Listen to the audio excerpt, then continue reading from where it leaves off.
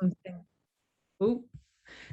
We see content crits as something you do, well, you do them all the time, but content crits can be with stakeholders and with subject experts, and with your audience. But yeah, as Mary said, you're always using the tools at your disposal to iterate content. Amazing. Yeah. Thank you so much for the great answer. We are going to move on to our next speaker. If we haven't had a chance to answer your questions, please feel free to reach out, as Rach and Mary just said. I can also see, I think there's a hand up. We're going to move on to the next speaker, but if you have either a question or something that you need to ask us, feel free to DM me or put it in the chat and we'll make sure we cover that now. But without further ado, I'm going to hand over to Leanne from Monzo. Hello. I'll just share my screen.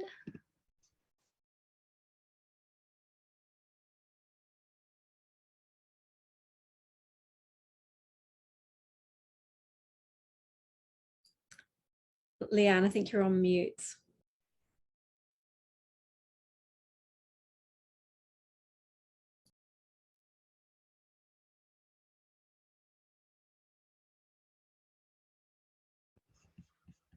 This is really strange. When I share my screen, it puts me on mute, and I'm not sure why. Oh no. Let me keep trying.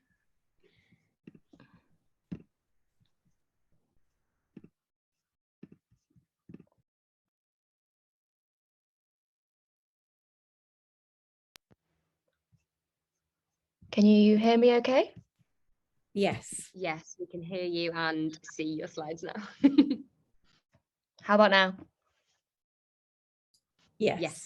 Yeah. Yay. Okay, we did practice this, so I'm not sure what happened there. Sorry, everyone. It's nice to meet you. I'm Leanne. I'm really excited to be talking to you all tonight. I'm going to spend the next 10 minutes sharing a bunch of tips that I picked up along the way working as a writer in the world of tech startups.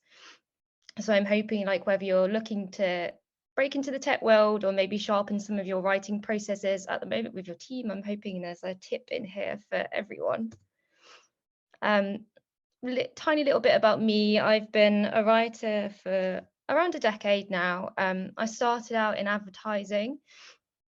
If you would have told me when I was working in advertising that I would 10 years later be working for a bank, I probably would have turned my nose up at that. I would have thought, there's no way I'm working for a bank. That's super boring.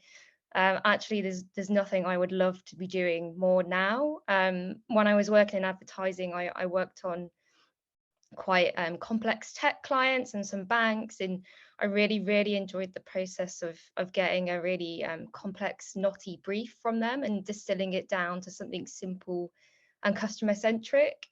I love doing that, so I moved over to the world of tech startups, where I luckily get to do that every day, and also working with some like truly amazing people as well, like some of the people you'll see in this photo from Monzo's borrowing team. Writing in tech is a challenge, as I'm sure you'll know if you work in tech. It's a really fast-paced environment to work in. I'd say it's even more challenging for a writer though, because the ratio of writers, as in most places, is not equal to the sort of ratio of designers, engineers, and marketing. But still, it's amazing to work in tech for all of these reasons. Totally biased point of view, but yeah, it's really rewarding. Technology, as you know, it has such a huge impact on our life now, and when you work in tech, you're always working on something that's, you know, is going to have like a real tangible input to people in their lives that they're living, and also like you'll work with some really inspiring people in tech as well. I'm constantly inspired by all of the amazing people that I get to work with.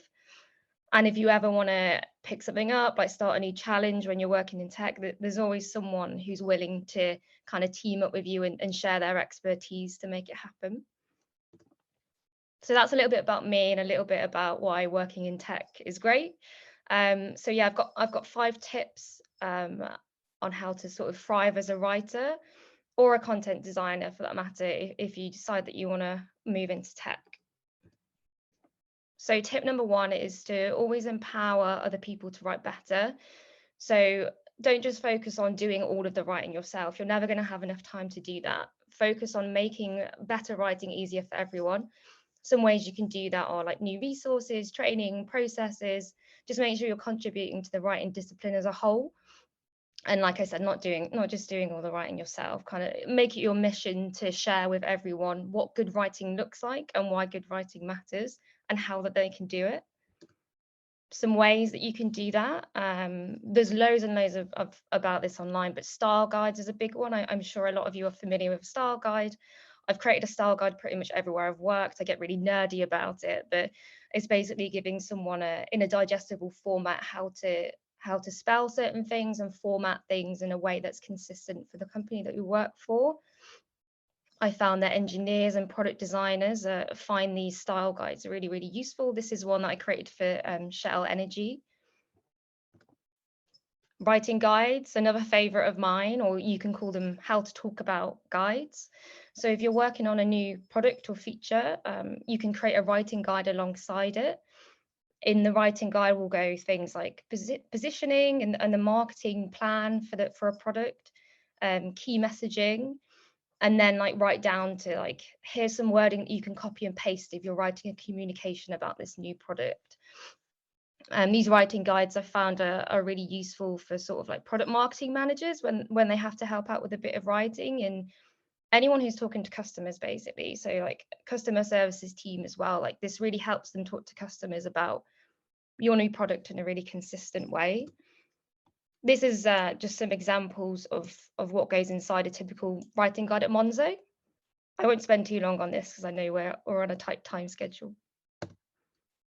Principles and processes as well, like these are going to really help people know how to make a piece of writing happen at the company that you're in, and kind of principles as well. So, you know, we can't expect good writing to happen without a clear set of principles at the start of a product process. So this is an example of like Monzo's naming principles. And finally, coaching and mentoring. So for example, at Monzo, we have a Slack-wide company channel full of writing tips, which we share each week. We also run one-on-one coaching, writing training as well is super important. So all of these things are going to contribute to improving the overall quality of writing, and we'll make sure you're not just doing all the writing yourself. Be adaptable. I was listening to a podcast this morning about writing in tech, and it was talking about how you should really define what your niche is. And for example, if you wanted to get a job at Headspace, you should go and do a really specific writing course at writing for meditation apps. And I think while it's helpful to have some context of the industry that you're working in or the sector, I actually think that to really make it as a writer in tech, you need to be adaptable. If you're able to write all of the words for an app and all of those bits of micro copy on a button, but then also help facilitate a marketing campaign and also write the ads all yourself. If you're able to do all of those things, that's really what a tech company needs. This is an example that brings that to life a bit more. So this was from a recent product we launched, and these were all of the things that I kind of touched as a writer. So as you can see, it's not just the words in the app, it's everything such as like the words on the legal document and all of those sorts of things as well. And in terms of consistency as well, it's really helpful to have like an overarching view of all of these things. Teamwork. Most writers will tell you that writing can be like a pretty lonely life sometimes as a writer, especially, you know, not necessarily the content designers and UX type roles, but if you're a traditional writer, it can be pretty lonely. But the good news is, not in tech. Collaboration is super important. Teamwork is really important. This photo shows like a tenth of the people that we worked with on a brand new product at Monzo. So yeah, being able to collaborate as a writer is really important. So it's worth spending some time like on your social skills and putting yourself outside your comfort zone if you're used to working solo as a writer. These are some of the ways that you can make writing a collaborative process at your company, and maybe you've tried a few of these already. Name storms, they are so much fun. And if you're naming a new product, you can just get people in the room and get them to sort of unpack their ideas for names for the product. Pair writing, that is a content design process. There's loads about that online. Content crits as well. I know we just spoke about those. They're a really good way to make the writing collaborative and make sure you're getting input from everyone. Writing frameworks, surveys, crazy eights. There's lots about this online, but I definitely if you're looking to move into tech or you're working in tech, keep thinking of ways to make the writing process a team sport. Pair writing, I won't spend too long on this, but yeah, it's a content design process, and I found if you're a bit nervous about collaborating with a larger group on writing, this is a great place to start, because you can do this with someone that you know, and you can sit down together and open a Google Doc and just start writing. Show your workings out. This one is probably the most important thing if you're looking to be a writer in tech. So being able to explain why you're doing what you're doing is really going to set you apart from simply just doing the writing, basically. So if you're able to break down in really simple words to people why you've chosen a specific word choice, maybe, or a specific tone, or what piece of data or what piece of research or writing is linked to, that's really important to be able to do that and to be able to articulate that. So for example, if you're writing about a really serious topic, you might say, I've decided not to use metaphors here because we know when people are stressed and we use a metaphor, it's going to stress them out further if they can't understand the language. Or I've chosen to use simple language here because the average reading age is 9, like those sorts of things. To be able to do that is really important. Besides just saying to someone, oh, this writing is better, I also know that for hiring managers as well, especially in content design, this is like something they really, really look for. So show your thought behind what you've done, basically. I've just seen I'm at 10 minutes, so I'm going to really speed through these last couple of slides. This is how you can break down your workings out, so to speak. So when you're explaining your writing to someone, you can talk about content, structure, and tone. But essentially, the most important thing and what we absolutely have to do in content design is explain the piece of data or research your writing is linked to. Excuse me. And then finally, don't spread yourself too thin. This is something that we say to each other every day at Monzo, but there's so much to do. There's a million and one things to do, and there's absolutely a million and one things to write. So if you are working on processes and resources to help people write well, if you're thoughtfully coaching and mentoring those around you about what good writing looks like, and if you're making writing a team sport, like this shouldn't really be an issue. And it should give you like bandwidth to work on things where that writing is going to have the most impact. And that's me. Thank you so much for sparing your time for me tonight. If you have any tips on writing in tech, I would love to know them. Please reach out to me on LinkedIn. I don't have Twitter, but I do have LinkedIn. And if you have any questions as well that don't get answered tonight, just pop me a message. Thank you so much, Leanne. That was awesome. And as someone who's witnessed firsthand your name storming sessions and the Writing Tips channel, I can definitely advocate for that. We've probably got time for one question before we move on to the next talk. So I'll pick one out from the chat. Someone asked a question around the potential tension between marketing and maybe more selling the product and like comprehensible language that customers understand. I know Monzo is a bit unique in marketing and writing in the same department, but what's your thoughts on how to balance those tensions? I think, yeah, it's a good question. I think it's just about making sure you've got like that process for collaborating with marketers early on. And I think it's about ideating together and then being able to like work on something together and then step away as a writer and say, okay, I'll add the final polish to this, and then give your clear rationale as to if you don't agree on something as to why. But the most important thing is like, don't lose sight of the research and don't lose sight of the data. Like everything that if you can link everything back that you talk about to data or research, like let the data decide. And also, I guess another thing as well is like test it, A/B test it.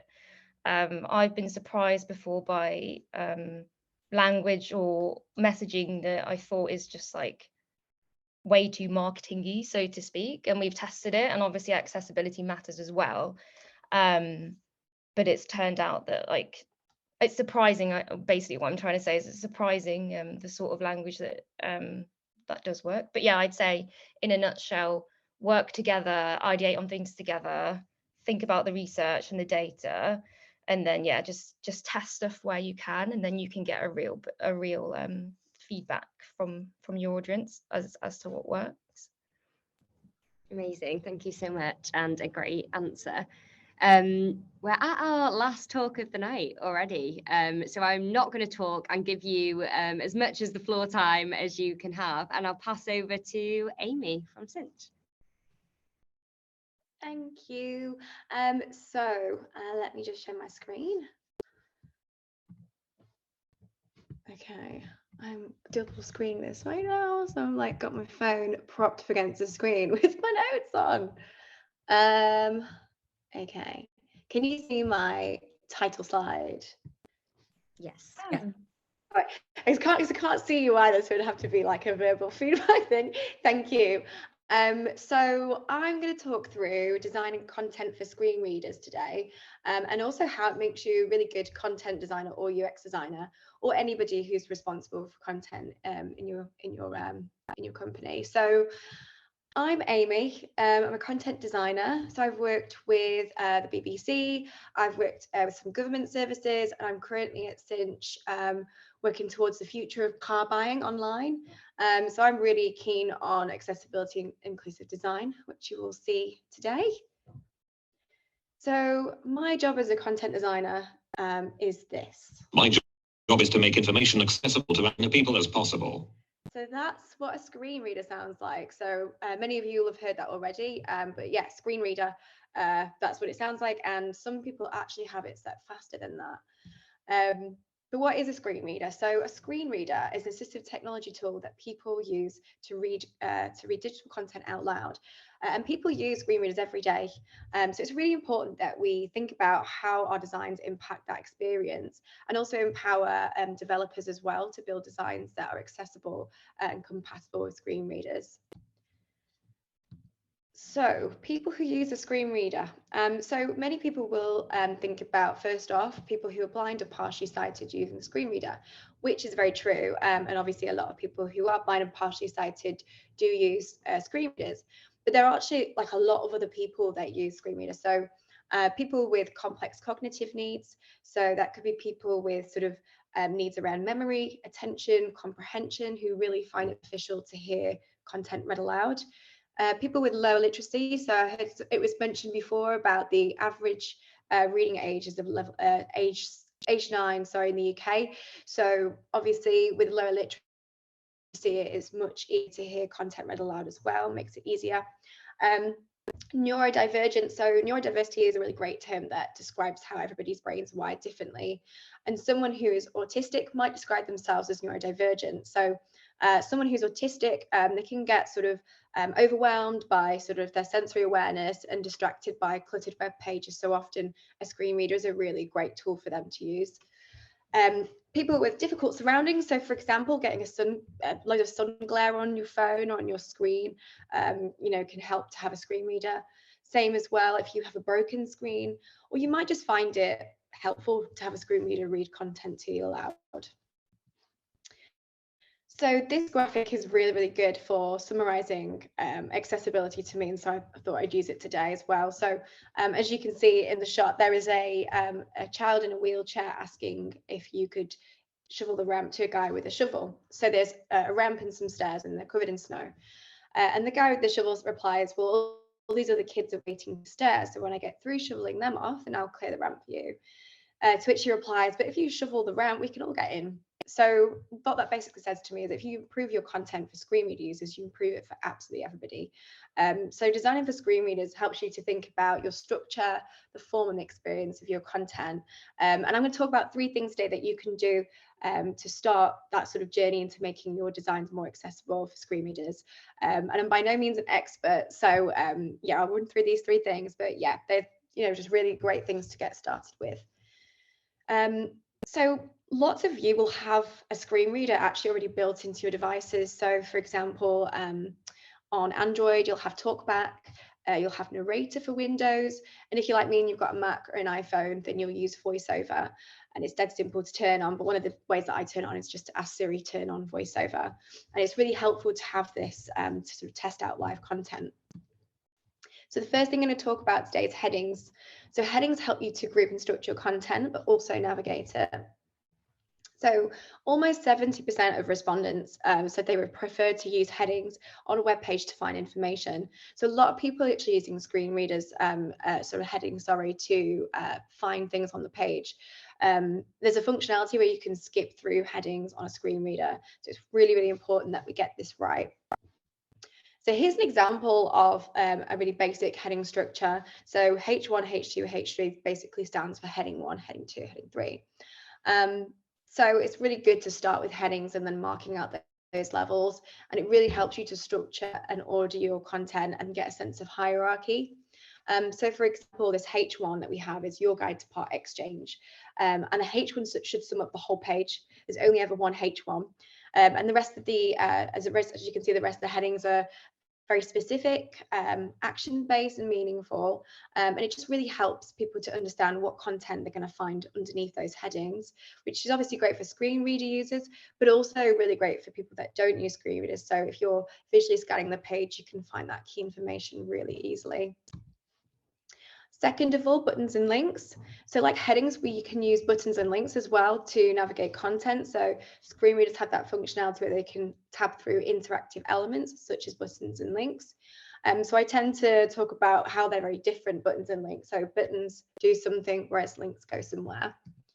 I'm going to kick it off with a link. So lots of you will have seen click here links, which are terrible because if a screen reader is is navigating through links only, they're going to hear that link out of context and it's going to make no sense to them.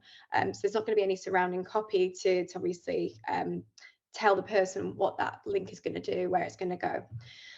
So same goes for buttons as well. Really, really avoid those click here's and make your button and link text very descriptive and clear. Such as, here's some examples. So we've got view cars, more about part exchange, read our terms and conditions. These are all links taken from Cinch. So again, it's just giving a really good example of where that person's going to be going, and it's making that more descriptive than the click here. And here's a button with an icon. So the icon is a visual cue. And so we all, will use icons in our designs, particularly in buttons. For anyone viewing the interface visually, you will read that possibly as open the image gallery. But then you've got to think as well, how does that read out to a screen reader user? So like rather than describing the icon, probably the better solution is just to ignore the icon and get some hidden screen reader text, which you can work out with your developer. But it's not so much how you apply it, because that's something you can work out with your developer, but it's says. So for this example, open image gallery is a perfect way to sort of describe what this button does. And last of all, alt text. So you'll have heard of alt text, many of you, but alt text basically stands for alternative text.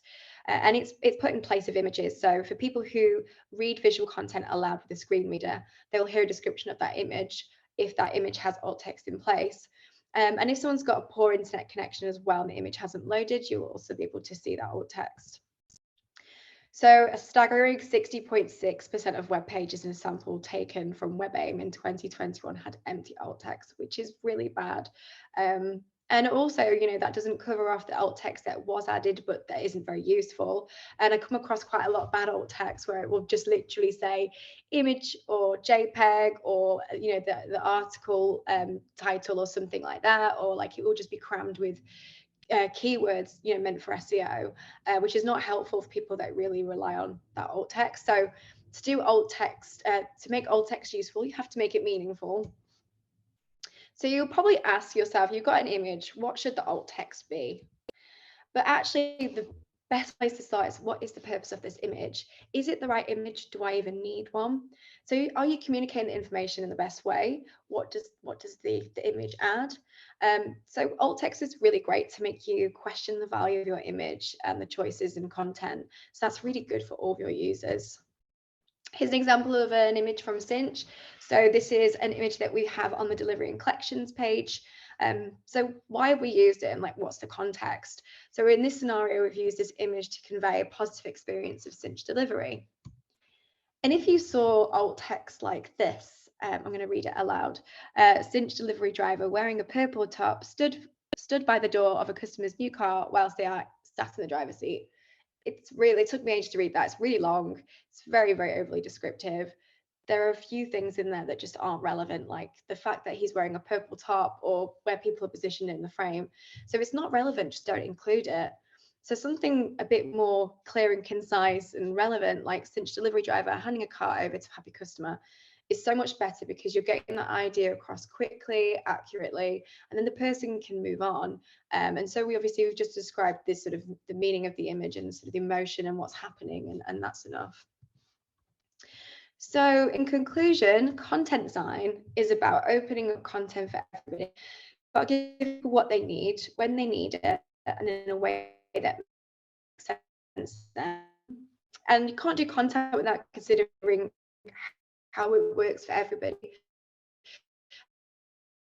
And starting with things like heading structure, clear links and buttons and alt text doesn't just improve the experience for screen reader users, but it improves everybody's experience.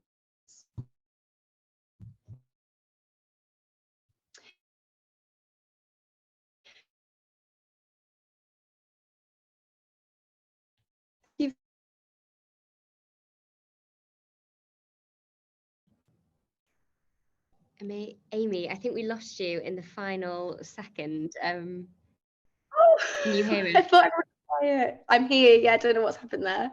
Yeah, I thought everyone was We quiet. literally heard 99.9%. It was the final close, I think. But I'm glad you could hear us, and thank you so much for that amazing talk. You're welcome. Thank you. We've got time for a few questions, so I'll jump through them if that's okay. If you can't hear me or you lose connection, just let me know. So the first question was a specific question about the reference to the reading age of 9 in the UK. Someone asked, do you know where that exact reference is from? Because it can be tricky to find it out there in the wild.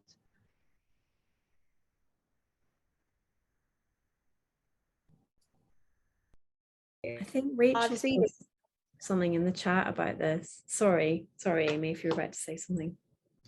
Oh, sorry. No, I was just going to say, I totally agree. Like it's come from Content Design London where I've seen it, but it does have an original source, which I was just digging out now. I wish I knew at the top of my head. No, that's perfect. I think people have commented on the chat as well, so let's drop that link in.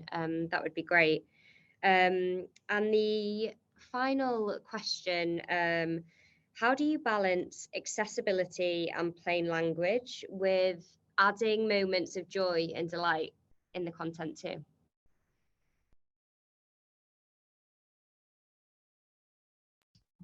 So shall I answer that one? Do we answer that one?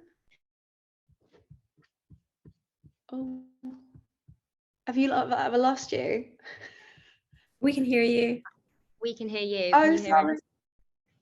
Yeah, sorry, just went very silent. Shall I answer that one? Yeah, if you wouldn't mind. Yeah, no, of course.